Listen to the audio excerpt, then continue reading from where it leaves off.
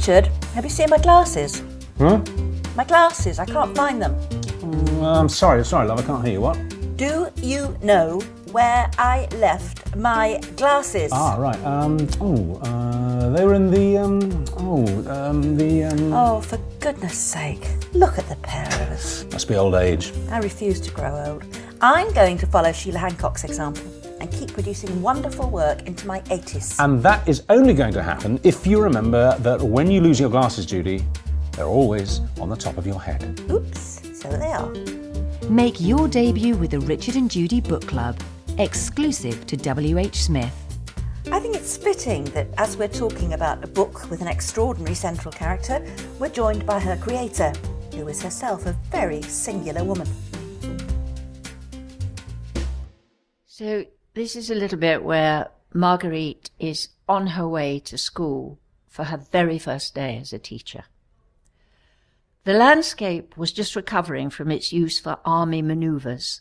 The tank tracks were grassing over, and sandfield sacks for bayonet practice, hanging from gallows-like structures, were being used as swings.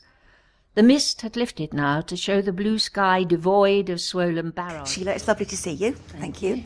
I'm intrigued by so many things about this book, but I mean, it starts in 1948, and Miss Carter's War, because the heroine, Marguerite Carter, actually did come through the war, the Second World War. She was with these, what do you call it, the special? Sorry, the special, yeah, she was in the resistance, in the Maquis. In France. So she has had quite a heroic war, and now she comes out at the end of it, and she goes to university. She goes to Cambridge. She's the first woman to graduate, or Now, one of the first group to graduate in Cambridge. This always fascinates me because they did let women in, didn't they? Yeah. To sort of, they allowed them to come in and work alongside the male scholars, the male students. But at the end of it, they had nothing to show for it because they couldn't take a degree. That's right. And also the lecturers used to say, "Good morning, sirs," and they never referred to the fact that there were any women in the room, apparently.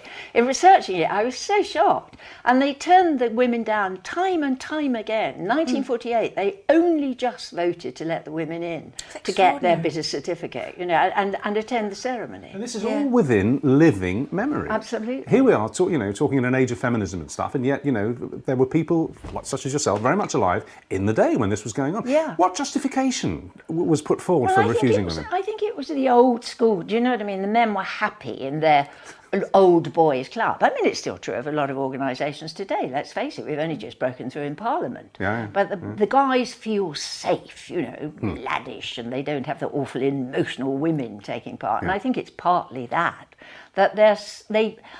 when it happened, obviously, eventually they got used to it. But you can understand it. I belonged to a women's club for some time. And quite honestly, I didn't want men to join that because it changes the nature of things. And I think they thought it would change the status quo. Well, it's But education is totally different, isn't it? And as Marguerite Carter, your heroine, goes on in the book, I mean, it refers to her war, but it's not just the war that she's been through. It's her war on life, really, and to try and put things right, put injustices right that she perceives as deep social injustices. And one of those is the education of girls. Yeah. And she becomes a teacher, and she devotes herself to getting girls to be educated and equal and all the rest of it. She's what you would have liked to be, isn't she?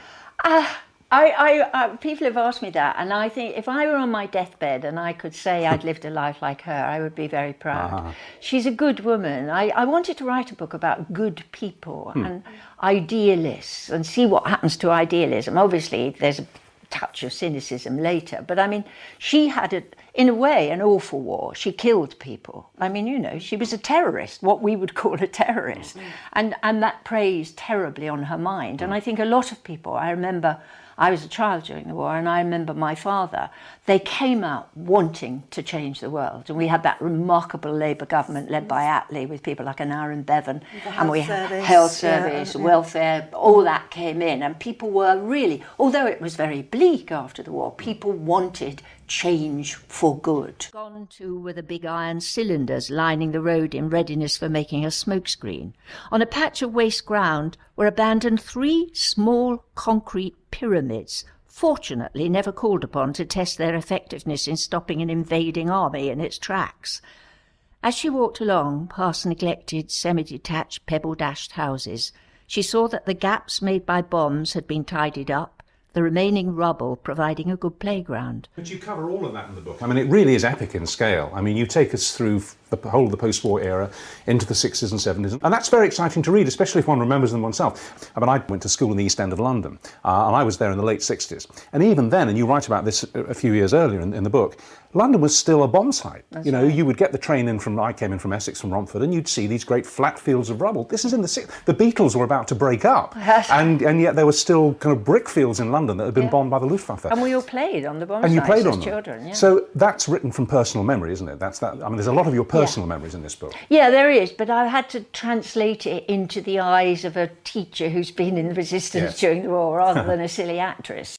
The blasted walls revealed the wallpaper so carefully chosen from sample books, now flapping in the slight breeze.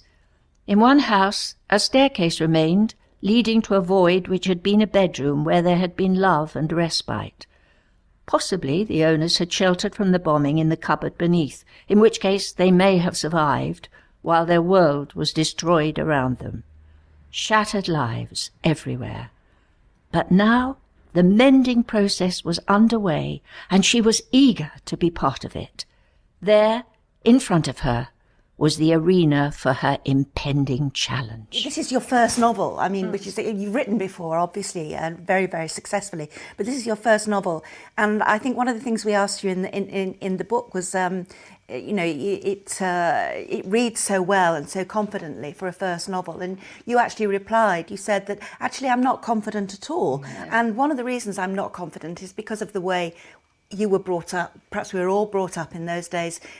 Being a girl, you were always sort of taught to sort of not show off and shut up. Well, there was that terrible phrase, wasn't there? Little girls should be seen and not heard. Couldn't And agree it's more with taken it. me 80 years to allow myself to be heard telling a story. And I really did. I've written 3 other books. But I never, there's something sacred about writing a novel, literature. And I thought, oh, no, I didn't go to university, I didn't do it, I left school at 15, I can't possibly do that.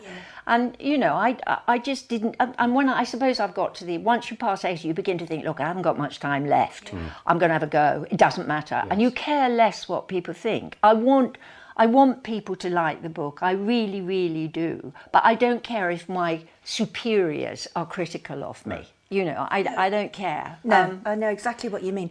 And the other thing about Marguerite is, because we must say, I mean, she has all these adventures and she does want to change the world. And as John, your late husband, used to say, you always had a messiah complex and sort of just part of this, wants to do good, wants to change the world.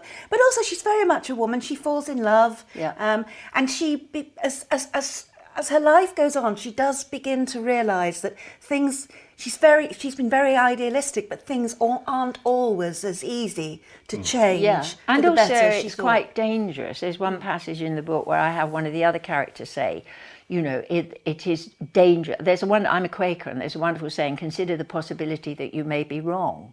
And I think Marguerite is apt sometimes to think, no, I've got to do this, I'm going to get on with this, I'm going to change this and that. And sometimes you're not right. I mean, her relationship with one of the characters in the book, he is a man who is feckless and lost. And that's how he chooses to be. Do you know what I mean? And that's a very difficult message for people like Marguerite to take on board. That some people, you must let them It's be their choice. what they choose. Yeah, you absolutely. know? And the same with her pupils. She's told constantly, but she's told by the kind of traditional headmistress, that it is not her job to be a social worker. She is a teacher, but she is constantly wanting to interfere with their private lives. Well, you've discovered very late on that you are a novelist, and I must tell you honestly, Sheila, this book picked itself. You know, I mean, it was obviously had to be on the list. Not at all. So what next? I mean, are you writing a second novel? Well, I would have said no. I reckon I've got about 10 active years left, if I'm very lucky. you know, if I lived to 90. I met somebody in the queue of a book thing who was 95, so I upped it. It was 88 before that, but I upped it to 90 because I thought he's doing all right at 95. But so I can't do anything that takes 4 years, which this book did with all the research. So if I write a novel, it will have to be one that I can do in a year or something. That will be 1 year of my life. I'd quite like to write a children's book. I miss the writing now I finished it. Yes. I miss those lovely people in my head, and I miss the invention. It's lovely that, isn't it? Yeah, isn't it? Yes. No, it's very satisfying. But I completely concur with what you say about this. Like you, I left school in my teens. I was 16 when I left. And I came to novel writing, as Judy did, quite late. And one of the reasons was intellectual snobbery. You're frightened that people will say, he's thick. Yeah. He's stupid. He can't write. He hasn't got an English degree. And you're right, it holds you back. That's right. I mean, John and I, our biggest phrase, I mean, John, I remember after Mr. Tom, you know, which John was absolutely wonderful. Wonderful. Yeah. And we sat through it, and I said, John, that was magnificent. He said, oh, yeah, I got away with it. And that was our phrase, always, you know. So with this, I feel I got away with it. It's not a bad philosophy of life, actually. I think we all do that a bit, don't we? Yeah. Unless we're kind of madly, insanely egotistical, yeah. I mean, we can't actually, none of us completely believes in our ability to sort of convince anyone that we know anything about it. Some people do. Some don't people they? do. I remember once. And they're rather boring. You remember there used to be a Night of 1,000 Stars or a Night of 100 Stars, and I did a number with Millie Martin, who was very big at the time, and we were doing a duet. I can't even remember what the duet was, but I was quaking in the wings of the Palladium, going, oh my God. And she looked at me, and she was utterly without nerves, and I said, you all right? She said, of course I am. I wouldn't be here if they didn't want me. You know, and I thought, that's so right. Yeah. You know, that is a wonderful attitude. I bet you didn't cling on to that. I bet you couldn't. Well, I must be tried wonderful to, but I couldn't. You know, A friend of ours who's also come to novel writing lately, I was talking to him on the phone the other day, and his phrase is, what was it, they haven't found me out yet? Yes, You know? Same thing. Yeah. Well, look, it's a great story. Miss Carter's War by Sheila Hancock here. As I say, it's epic in scale. You'll absolutely love it, and you'll love the central character because there's a lot of Sheila in there. You can get it anywhere, online in all good bookshops, as they say, but if you do get it from WHSmith, as Judy implied there, we put questions to the authors and they answer them at the back of the book. And they are actually fascinating, the answers, because they've got plenty of time to write them down. So if you get it from WHSmith, you will get that extra content and other in the back. And there we are. Miss Carter's War, Sheila Hancock. Great read. Thank you, Sheila. Thank you. Thank you. The Richard and Judy Book Club, exclusive to WHSmith. Don't let that be the final chapter. Join in the conversation. whsmith.co.uk/Richard and Judy. I think what I loved about this book, I mean, it's Sheila Hancock's spirit through and through. It's almost distilled Sheila.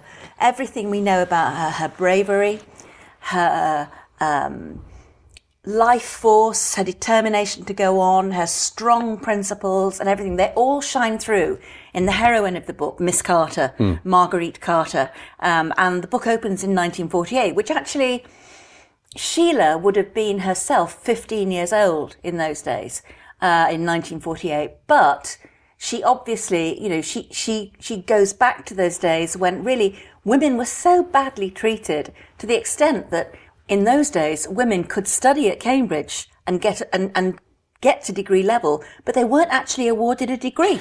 I know. I mean, for someone, certainly a man of my generation, looking back, and not just the 40s, but into the 50s and the 60s, to see how women were treated in this country is phenomenal. I mean, we've come so far, and I'm not saying we've got all the way there yet, but today, if you compare that to 1950, the role of women in society has changed totally, dramatically, and it's because the repression stopped. And I really wasn't aware that women of my mother's generation were so downtrodden at so many levels, and Sheila Hancock not in any kind of grinding way rails against that and strips all that away through history as things changed. But also, obviously, she's writing from the left. You know, she's a good old socialist, is Sheila. Left liberal, I would have thought. All right, liberal left, and that kind of comes through, and it's actually quite heartwarming because she's speaking from the heart. You know, all her passions, all the campaigns that developed in the 50s, Aldermaston, cruise missiles, all of that stuff. Greenham Common. She brings all that to life. The Miss World contest, that's all right. of that, and all that kind of furious feminine angst about all that, and she's very good about that and very funny about all that. But she also goes on to say that she realises, as Marguerite, her heroine, ages just as Sheila has aged, she realised that not every battle can be won. You have to reach a stage in your life where I suppose the popular way to phrase it is you mellow out a bit. You have to accept that you can't change everything. But if you kind of want to know what social history unravelled from 1948 to the present day, it's a great book to read, and it's totally approachable. And as you say, the central character is lovable in the end, absolutely lovable. Enjoying the show? Why not be part of it? And tell us what you're reading on Facebook/Richard and Judy Book Club. So Sheila spelled out the details of her debut novel, but what can we tell you that you don't know about Sheila Hancock, the author? Well, I have a method in as much as I have a pad beside my bed and a pen. I always write with a fountain pen. And I start writing immediately I wake up, because if I get up and do a bit of ironing or something like that, I never go back to it. So I try to start first thing in the morning when my brain is at its sharpest. I write longhand, many drafts until I can't read it. Then I've got a wonderful app on my phone that I dictate, and it takes the dictation to a lovely lady who types it out, sends it back to me, and then I re-edit on the computer with cut and paste and all that. During the making of this, the writing of this, I was doing a play at one point, and I made a documentary about the Brontes. But when I do that, I find I have to stop writing. I cannot do the two things at once. I'm at my best when I go to my house in France, and I write solidly all day with no distractions, because people don't disturb me down there. But it does. I have no rules, and I have a notebook. But I always have, as an actress, had a notebook in my bag where I jot down notes. If I see an interesting-looking person, then I'll make a few notes surreptitiously. They do live with me, the characters, I must say, and I had a really odd experience with this novel, that when I handed it over for the final time, I felt quite bereft. I'd lived with these people in my head for a long time, and some of them had appeared unannounced. They weren't planned. Suddenly a character would arrive. There's a character who's a member of Bomber Command, and he had no right to be there. He suddenly appeared on a CND march, and he stayed and became a major character in the book.